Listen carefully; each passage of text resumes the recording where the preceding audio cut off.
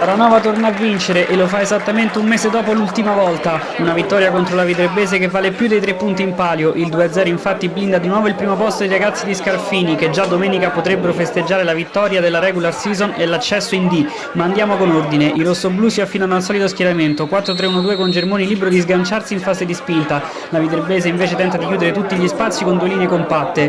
Ne risulta un centrocampo affollato e una gara bloccata. Locali si affidano alla profondità. Poco dopo il quarto d'ora Teti riesce splendidamente nel suo lavoro, controlla e si lancia in avanti, sul più bello scivola e Bertolini sembra prendere il pallone in mano, lo perde clamorosamente e Calvigiani ne approfitta per deliziarci così. Pallonetto alla Mertens da posizione defilata e 1-0, gioia incontenibile per il numero 11, gol dell'ex per lui.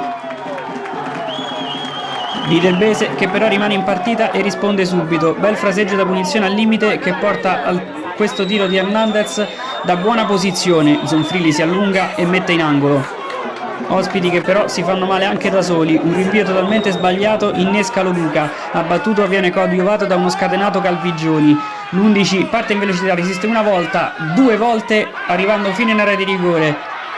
Insiste anche dopo il rimpallo, sponda poi perfetta per Mastro Jacopo dalle retrovie e tira sul palo lontano, traiettoria perfetta per il 7 che raddoppia, secondo gol alla Viterbese per il classe 2008, nato e cresciuto calcisticamente nella Nuova sin dalla scuola calcio. Nel finale di frazione i rossoblù si rendono ancora pericolosi, cross perfetto di Germoni raccolto di nuovo da Calvigioni a pochi passi dalla porta, stavolta Bertolini è attento e respinge. Nella ripresa la Ranova continua a fare la partita, poi cala un po' i ritmi, esce la Viterbese che si fa vedere prima con questo colpo di testa timido di Danieli.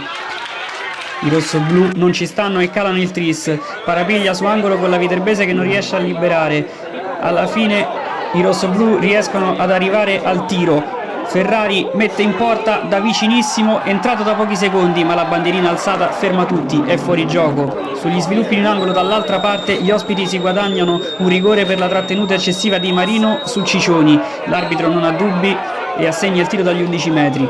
Sul dischetto va Hernandez che però si fa ipnotizzare da uno straordinario Zonfrilli all'ennesimo grande intervento della stagione, portiere decisivo anche pochi minuti più tardi, di nuovo su Hernandez che aveva provato da fuori trovando una gran botta. In pieno recupero Cipriani trova una gran traccia che mette secondi a tu con Bertolini, palla clamorosamente fuori. Poco male, la Ranova vince e allontana di nuovo tutti. Domenica in caso di vittoria con la Royal Antica e di pari tra Pomezia e Monti Prenestini potrebbe essere festa per il titolo.